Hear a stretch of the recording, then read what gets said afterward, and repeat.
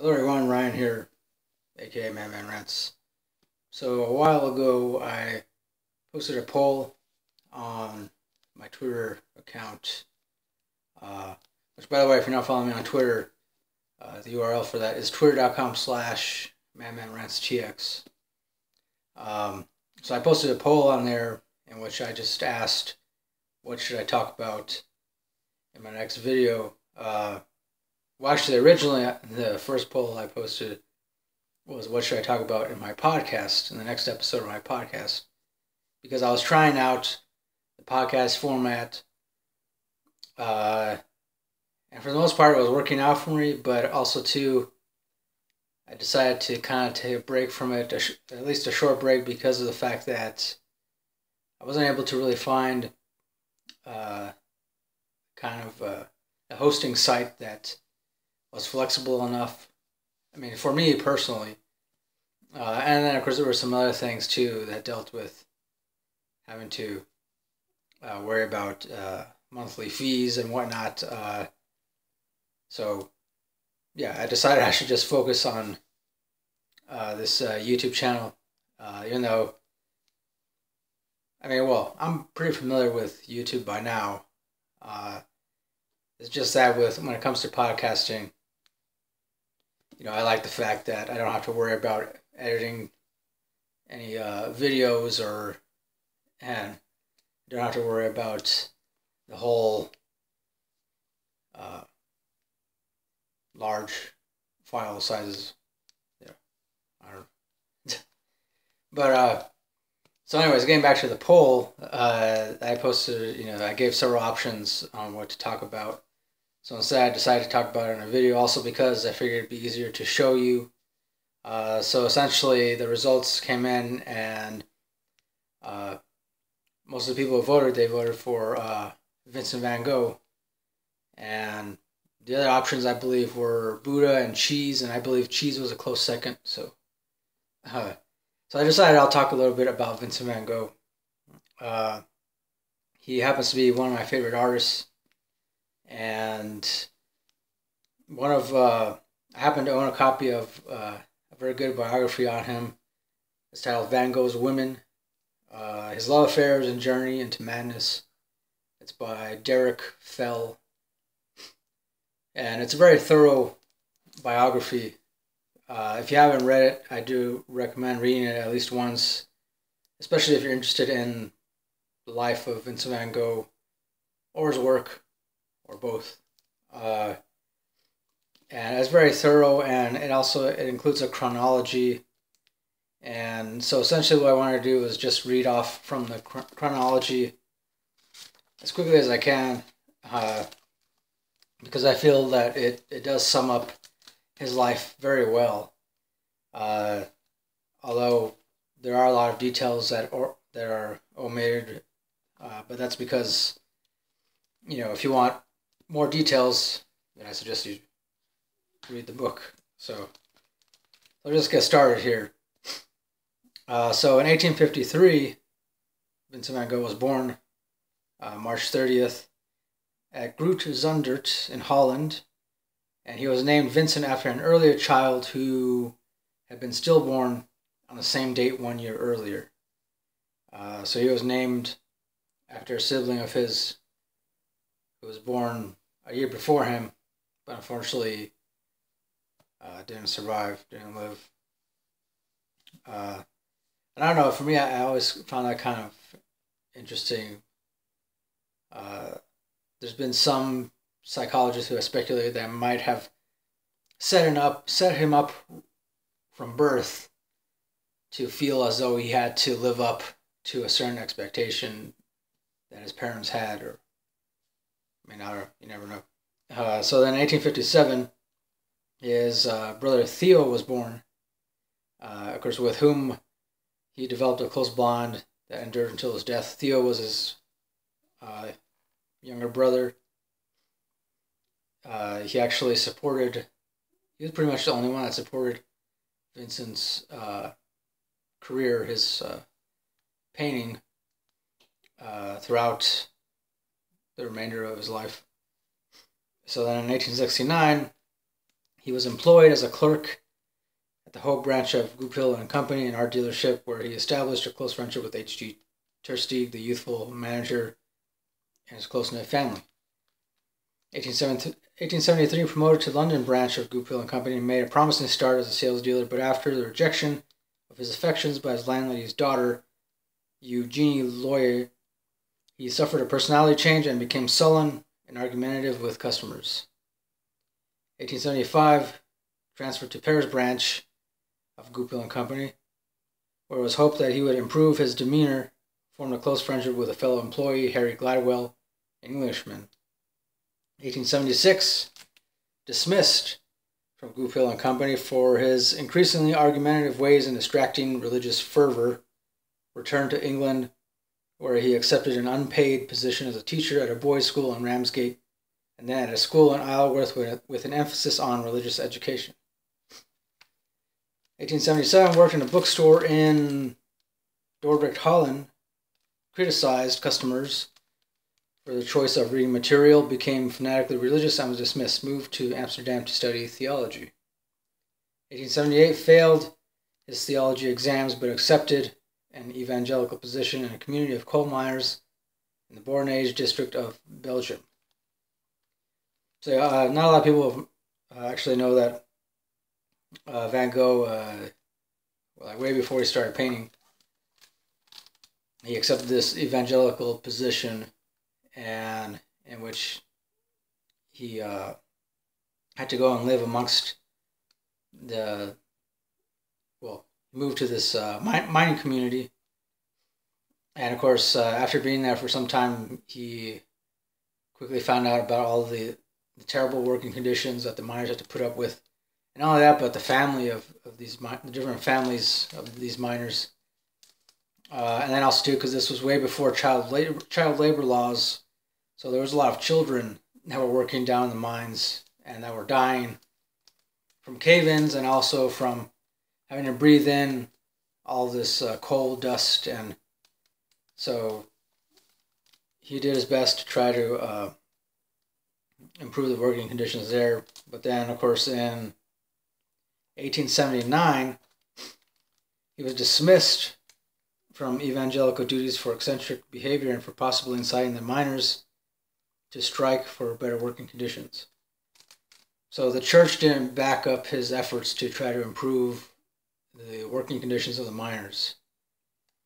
And for whatever reason, I mean, I don't know, it was like, I guess they felt that it gave them a bad image somehow. Because back then, I mean, pretty much the church, they were really more, well, I guess the one that Van Gogh was associated with back then, they were more concerned with just the conversion of people and, you know, pretty much maintaining this sense of control over people. I mean, that's essentially what it boiled down to. I mean, I'm not going to bother getting into the semantics of it. So then in 1880 is when he began sketching and painting, mostly in somber tones, and then he enrolled in art classes in Brussels. In 1881, he lived with his parents at Eden, continued his painting, fell in love with his cousin Key, who rejected him, found solace in the arms of an unknown prostitute. In 1882, he moved to the Hogue, where he took pity on a destitute, pregnant, alcoholic prostitute named Klasina Psine-Hornick. In 1883, he ended her relationship with Sine and moved to Drenthe, and moved again to live with his parents, who had moved to Noonan. 1885, painting one of his most important canvases, The Potato Eaters. But a love affair with an older woman, Margot Bergman, ended again in rejection after her attempted suicide. Falsely accused of fathering the illegitimate child of one of his young models, Gordina de Groot, he left Noonan following the death of his father. 1886, enrolled in art classes in Antwerp, but argued with his tutors over artistic merit and was expelled. Moved to Paris, where he lived in Montmartre with Theo, an art dealer, and continued his art training. Befriended numerous Impressionist and Post-Impressionist painters, especially Paul Gauguin. Under the influence of Impressionism, he lined his palette. So that was around the time when he started using much brighter colors, more vivid colors, which eventually led to some of his most famous paintings, such as Starry Night. And so in 1888, he moved to Arles or Arles in the south of France, where he was joined by Gauguin. Their friendship often declined into violent arguments about artistic technique. When Gauguin stormed out of the house on December 23rd, Vincent threatened Gauguin with a razor and then cut off his own ear, which he presented to a prostitute at a local brothel. He suffered a total mental breakdown. So yeah, of course, that's one thing that most people are familiar with when it comes to the life of Van Gogh, that he cut off his ear. He also, for whatever reason, gave it to a local prostitute, in fact, who happened to be his favorite prostitute at the time. I believe her name was Rachel. Though it is worth mentioning that he didn't cut off his entire ear. He cut off a portion of his ear. But I guess, in the long run, he might as well have cut off his entire ear, because it was a significant enough of a portion to that, it could have been his entire ear. Might as well have been his entire ear. So exactly why he did it still remains unknown to this day. It could have just been because of the fact that, that's when the symptoms of whatever mental illness he was dealing with really became, I guess, heightened. And that's when he started experiencing these really intense lows, but also intense highs, as far as his mood was concerned. So in 1889, he admitted himself to the asylum of St. Paul at St. Remy. The seizures he had experienced on Gauguin's departure continued. Receiving news from Theo's wife, Jo, that she was pregnant and wished to name the child after him if it was a boy. His brother Theo and his wife, they had a son, and they eventually also named him Vincent. And then in 1890, he left the asylum against his doctor's advice, went to Paris to see his godson and meet Jo. They moved to Auvers, where he placed himself in the care of Dr. Paul Gachet. After a falling out with the doctor, most likely over his relationship with the doctor's daughter, Marguerite, and feeling that he had become a financial burden to his brother, in the late afternoon of July 27th, he shot himself in the wheat fields above Auvers. He died before dawn on July 30th, aged 37. So, that was in 1890, July 27th is when he shot himself.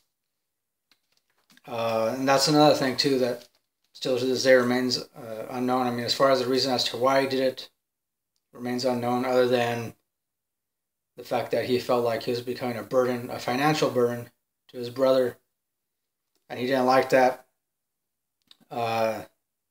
And then, of course, the fact that he had this mental illness that back then nobody knew anything about. And I don't know exactly what it was he suffered from. Some psychiatrists, psychologists have theorized that he might have had some form of schizophrenia, or maybe he was bipolar.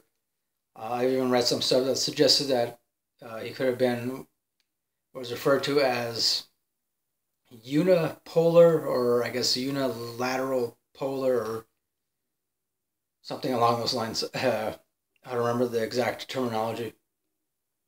But, so, whatever the reason was, he just decided to shoot himself.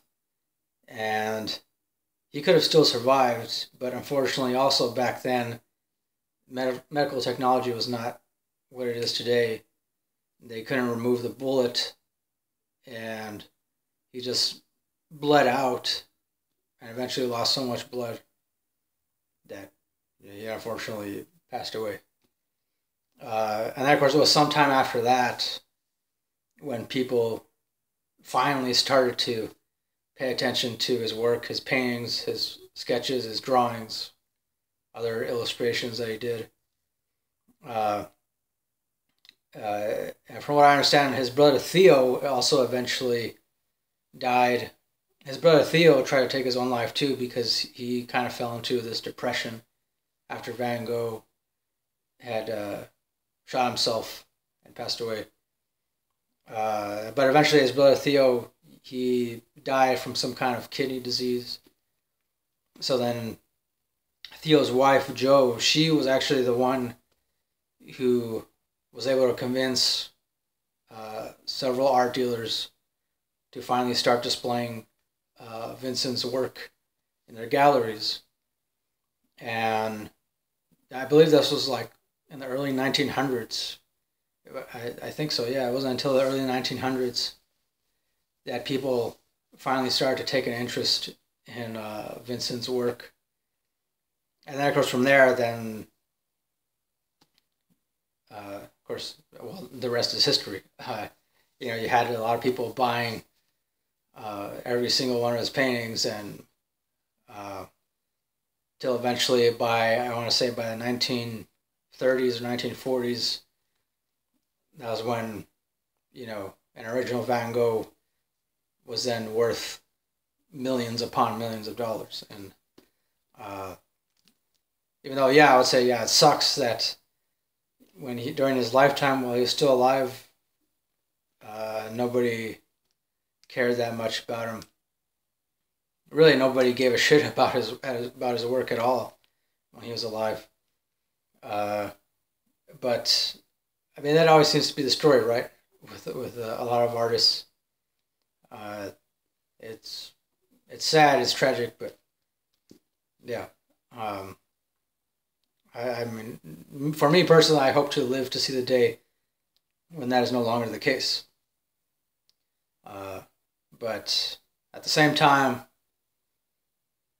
if it doesn't happen, then hey, I mean, for me personally, I mean, because I also paint and draw, but in addition to that, of course, I do other things. I compose music, write.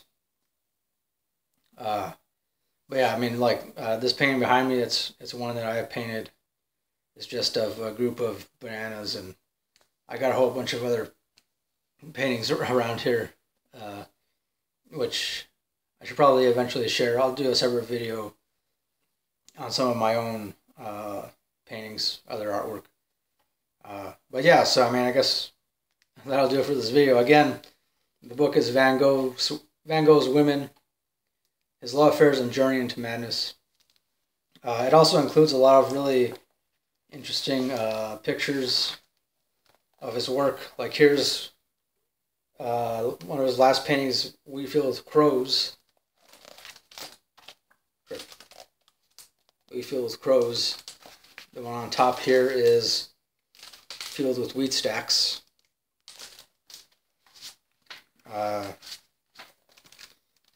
Here's one of his self-portraits. There. And this one is one that he painted. Or no, rather, this is a self-portrait, of course, by Vincent Van Gogh, and then down here is a self-portrait of Paul Gauguin. There. If you don't know much about Paul Gauguin, he's another artist that is definitely worth reading about, learning about. He also had kind of a temper, although not as much as Van Gogh, but Gauguin didn't really suffer from any mental illness. You could say he was just a flat out asshole. Yeah. So yeah, that'll do it for this video. Thanks for watching. Thanks to everybody who voted in the poll that I posted. I'm gonna be doing more of these where I post polls and then post different topics, different things which I could talk about. So thanks for watching. Don't forget to like, comment, subscribe. all that good stuff. And until next time, keep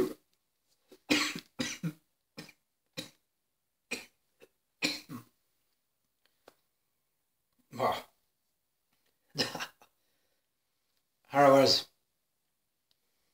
I swallowed like some dust or something. It's too dusty in here right now. Alright, until next time, keep it real.